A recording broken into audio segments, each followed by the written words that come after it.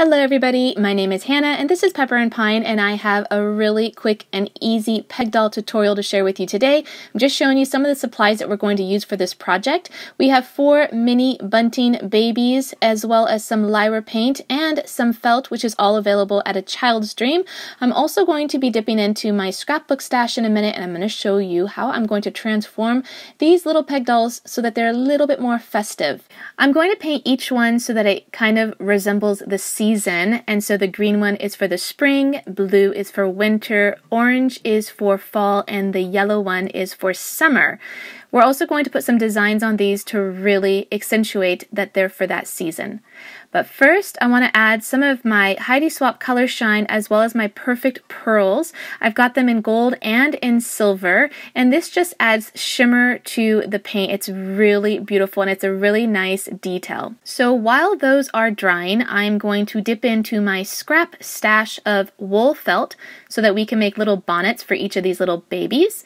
We use 100% wool felt. Most of it is Holland felt, and you can find it at A Child's Dream. And we keep all of our scraps, even though we have an abundance of supplies. We keep every last little bit of it, and for a project like this, it is perfect to use those little itty bitty pieces. Alright, so now it's time to glue on those little bonnets. You just need a little bit of glue right at the top and then 2 little tiny dollops on either side. And I'm just going to pinch it right into the neck area, and then that little flap kind of sticks out, and I think it's super adorable and cute. And then we just want to glue down the last little piece on the back. So this is what they look like at this point, and they're super cute, and you could just stop here, but we're going to add a little bit of detail on the front of these little peg dolls. So I kind of messed up at the very beginning of this one, but that's okay. Once the snowflake is done, you can't really see those little mistakes, and from a little distance it totally looks like a snowflake, and up front really close you can kind of see some of the mistakes, but totally not a big deal. I'm using the white opaque paint that comes in the Lyra set, and that's going to be really helpful when you are layering your colors on top of one another. I did it again here where I added some of that white opaque paint to the red, and I kind of made this beautiful coral color for the flower. It was a little bit challenging getting the yellow in the center, and then I used a different color pink to kind of accentuate those flower petals and then just kind of work at it till it got a little bit bigger.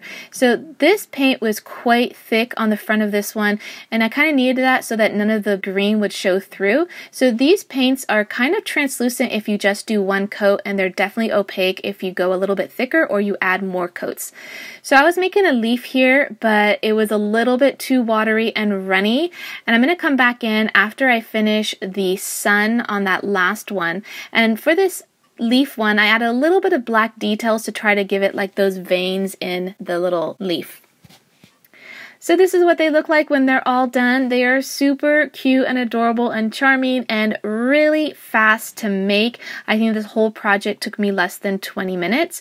And if you didn't want to add all of those details, you could just leave them painted.